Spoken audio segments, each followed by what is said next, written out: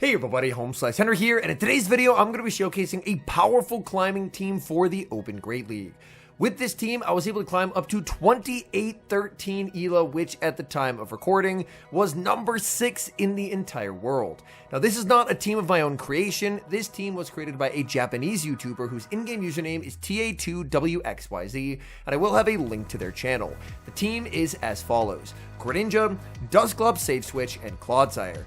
And while Dusclops is kind of my mortal enemy right now, it is very strong, so it ties together the Greninja Clodsire core very nicely. So without further ado, let's hop into the matches, and in game number 1, we're off to a terrific start, leading Greninja into Dusclops. My opponent is going to save switch into Shadow Drapion, and this is still a pretty nice matchup for the Greninja. Great Aqua Tail bait there by my opponent as they try and catch back up in terms of pacing. I'm just going to go straight Hydro Cannon. I really want to try and punish a no shield in this matchup if at all possible. They are going to double shield, so all shields are down for them for the rest of the game. I shield, and unfortunately I end up shielding 2 Aqua Tails. This will allow them to get a 3rd Aqua Tail, but importantly, they will not be able to knock me out. So I have 1 switch advantage, and I still have enough Greninja left to make a move versus the Dusclops.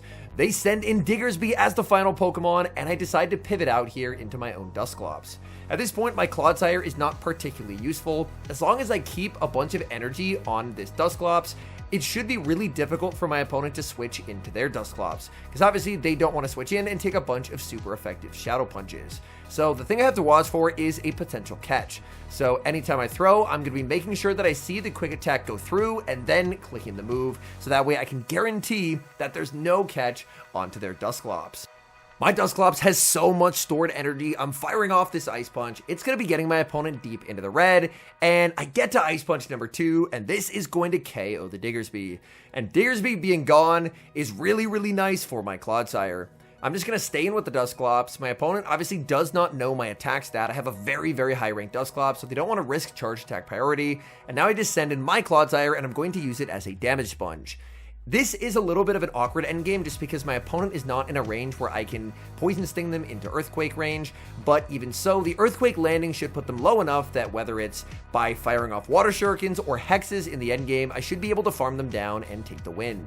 So the Earthquake is going to land, and that is just too much damage for the Dusclops to come back from. Dusclops is going to be forced to empty all of its energy here because I have the Sludge Bomb loaded and ready to go. So they're forced to fire off their energy. They can't overfarm any extra, and then I can just bring in Greninja. I didn't save that health on Greninja from earlier. Water Shuriken down and take the win. We move to the next match, and it's a terrible lead: Greninja versus Shadow Primeape. I save switch into Dusclops. Primeape gonna stay in the matchup, and very nice timing from my opponent. They are going to fire off Rage Fist. Rage Fist will do big damage, and now they're actually going to mirror. So they bring in their Dusclops into mine. But this is honestly a pretty okay situation for me to be in, because my Greninja obviously walls off their Dusclops. So I can use this mid-game as an opportunity to farm down with the Greninja and get a bunch of energy to threaten a shield off of that Primeape. So they're going to fire off their Shadow Punch, easily going to be KOing me, but now I can send in my Greninja. I'm looking for the farm down. I get 1 turn bring in, and I get my fast move denied. The game state on this patch has been really rough. It has been very unfortunate. Like, this team worked amazingly well, even with the game not working, but man, it would be so nice if they could just fix it. In comes Shadow Primeape. I am going to bait with the Night Slash to grab the shield. In comes Clodsire. And whatever my opponent had in the bag did not want to see a shield advantage Clodsire, as they will resign the match. Great lead in the next match: Greninja versus Shadow Typhlosion. Opponent save switches into a Lapras, and my backline is very bad into Lapras, so I'm going to stay in with the Greninja for now. Greninja is going to fire off a Night Slash. Night Slash does do some pretty solid damage into the Lapras. Even though, obviously, Greninja very heavily resists Psywave, there's such a stat product difference that Lapras can actually do pretty fine there. So after getting some chip, I'm going to bring in Dusclops. Dusclops really doesn't have a good matchup into Lapras, but it can be used as a very effective damage sponge. So I'm more than happy just to tank a bunch of energy, and now I overfarm, and I'll look to pick up the KO with the Shadow Punch. Shadow Punch into the Lapras will pick up the knockout. In comes Typhlosion. I can throw 3 in the move, and then now I'm actually going to get a 2nd Shadow Punch into this Typhlosion because I'm only 1 off. So I farm up, I try and click the Shadow Punch, and I just don't get the Shadow Punch. I don't know what happened there, but oh my goodness, please, whatever this most recent update was, revert it immediately. It's actually so unfortunate In the back, they have Superior, and I should be in a 1-to-1 shield scenario because I should have got a second Shadow Punch into that Typhlosion. But unfortunately, I didn't, so now I'm down a shield, and I'm really going to have to rely on my rank 5 Clodsire to be as bulky as possible because my opponent, they're up energy. They're going to get to land 2 Frenzy Plants. I just need to survive this second Frenzy Plant and all the Vine Whips as well. I am very close to the Sludge Bomb. Opponent will go for the Frenzy. Will it knock out? It will not. They switch into Typhlosion, and I'm just going to knock out Typhlosion with the Sludge Bomb. Sludge Bomb is going to KO. I switch into Greninja, and Greninja just needs to get to the double Night Slash, and I believe I am very close to the double up. One more Water Shuriken. This pacing is just so beautiful. And Shiny Greninja will take the win. Back-to-back Night Slashes. Even with some pretty unfortunate things happening with the game state, we're able to claw our way back and get the win. We move to the next match, and it's like staring in a mirror, Greninja versus Greninja. And to my surprise, I actually win Charge Attack Priority. I have a very high rank Greninja, so winning Charge Attack Priority in the mirror definitely does surprise me. Unfortunately, my opponent does actually call the Night Slash bait, which does put me at a bit of a disadvantage in this matchup. I think over time, I can probably Water Shuriken them into Night Slash range, but it would have been really nice to land that Hydro Cannon. There's a pretty big difference in our health bars here because they landed the Hydro and I only landed the Night Slash, and now they can just go for the Night Slash. They make a catch of the Hydro Cannon onto Jumpluff, so a very nice catch by them. I'm going to try and bank a move and switch out, but they're very smart. They do not let me do that. Instead, they're going to fire off the Aerial Ace to pressure a shield, and now I'm going to bring in Clodsire. I really wanted to bank that move for later since I know I win Charge Attack Priority over their Greninja. I do think it's very, very important to have that move banked. They are on Acrobatics, even though they're the non-Shadow Jumpluff. Honestly, I was a bit surprised to see Jumpluff because it definitely has decreased in usage quite a bit this season. Sludge Bomb is going to land. That does do very nice damage. My opponent is going to get to connect with another Acrobatics. I'm looking for the farm down with the Clodsire. Clodsire gets the farm down, exiting with 100 energy. I blind Sludge Bomb, and they bring in their own Clodsire. I thought they were bringing in the Greninja. Oh, this is bad. Now they send in Greninja, and I will fire off the Sludge Bomb. If they shield this, I'm combo playing them with my Greninja because I know I win Charge Attack Priority. They try to predict the combo, but they lose Charge Attack Priority. Down goes their Greninja, and back in comes their Clodsire.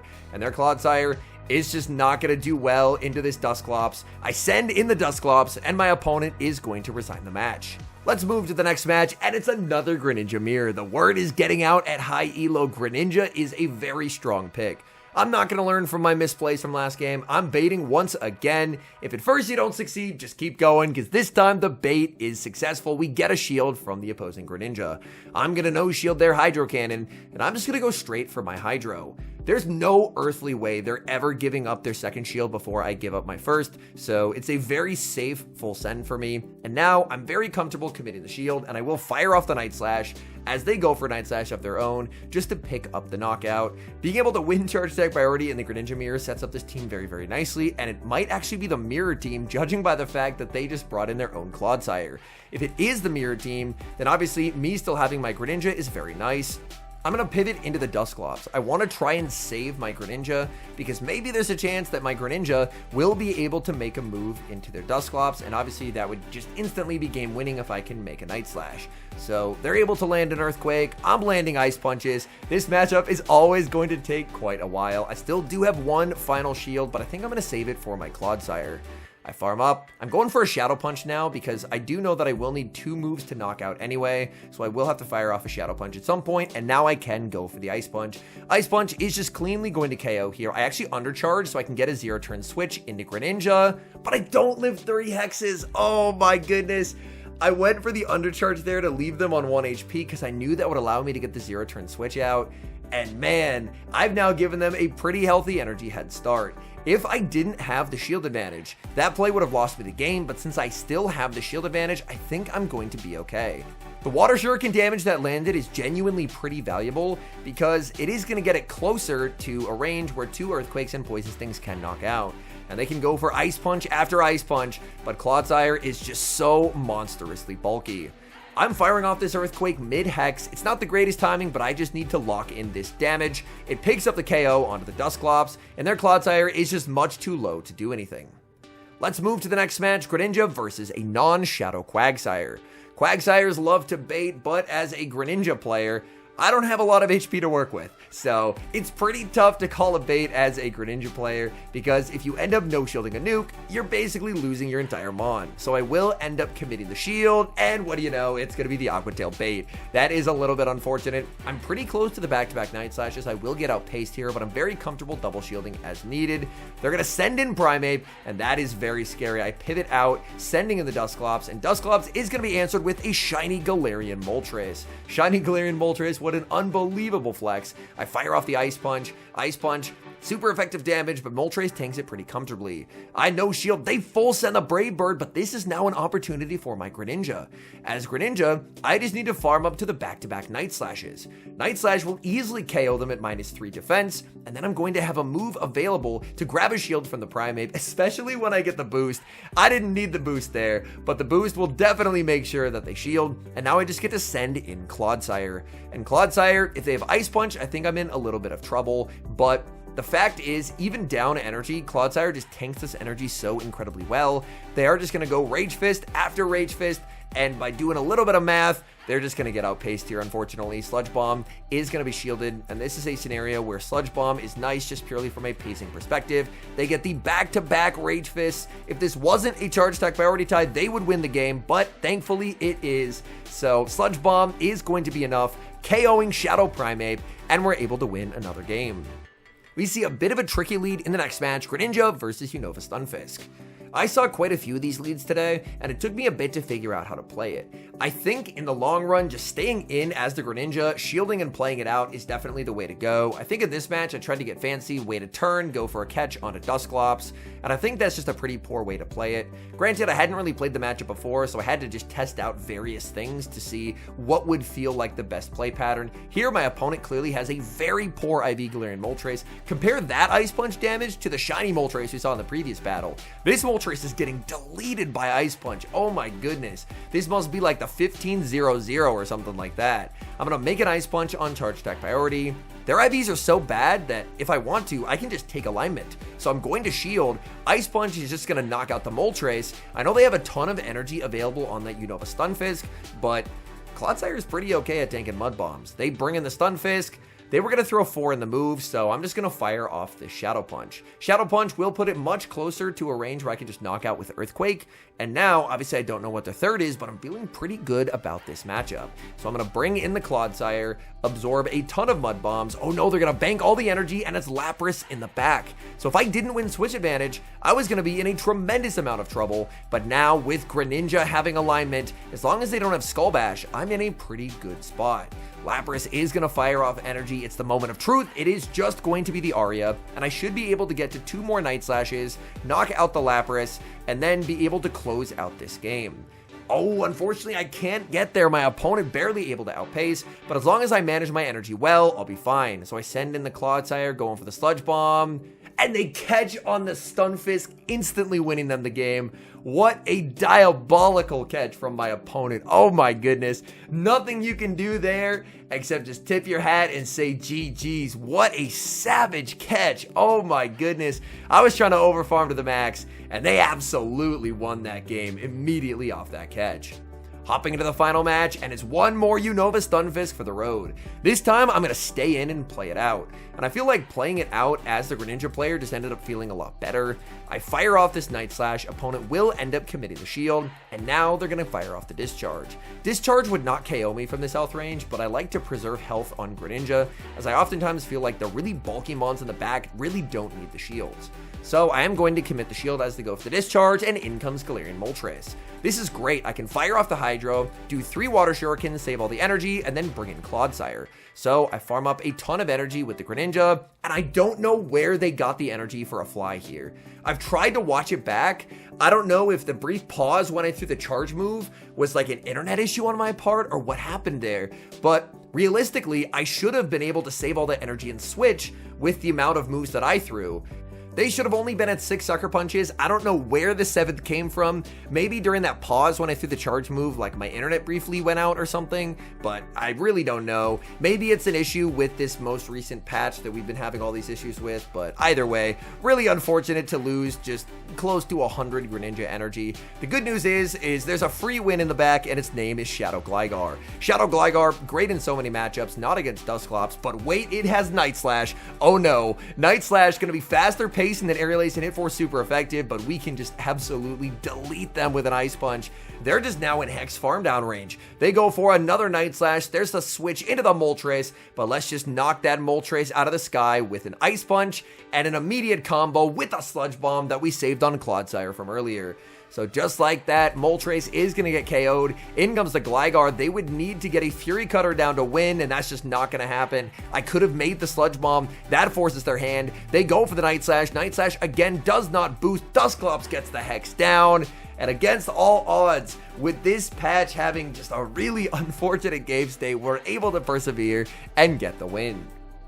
All in all, I think this is an unbelievably good climbing team. This team should work at any elo range. The main things you want to try and prioritize are energy management on Greninja and really trying to set that Greninja up in a sweeper role whenever possible. As Greninja energy is just really good into this meta as a whole, it really feels like it's something that a lot of teams are not really preparing for.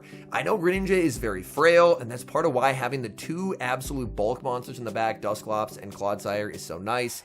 And Dusclops, I've definitely had some harsh words for Dusclops. I really don't like Dusclops, but this isn't the team of my creation, as I mentioned. I just wanted to test a team that I know TA had great results with and ended up hitting Expert and number 20 in the world with. And even though I still really don't like Dusclops, I understand its place in this meta. It's never really going to do a lot of damage, but its place is as a bulky ghost that can beat Diggersby, which is what Galarian Corsola is unable to do, so it ends up being a lot safer as a swap. With the fall of Pokemon like Furret, it makes it a bit easier to save switch Dusclops. Dusclops is still going to very much struggle against Pokemon like Lapras unless you have the extreme defense weight that gets the Psywave bulk point, but outside of that, I think just kind of using it as a damage sponge to try and let something very glassy sweep, I think is a pretty solid use for the Mon. Anyways, thank you guys so much for watching. If you enjoy watching content like this, please do consider leaving a like on the video and subscribe to the channel if you haven't. And a special thank you as always to our channel members here on YouTube. The support you guys provide is genuinely so appreciated. So thank you guys so very much. And until next time, I've been HomeSliceHenry.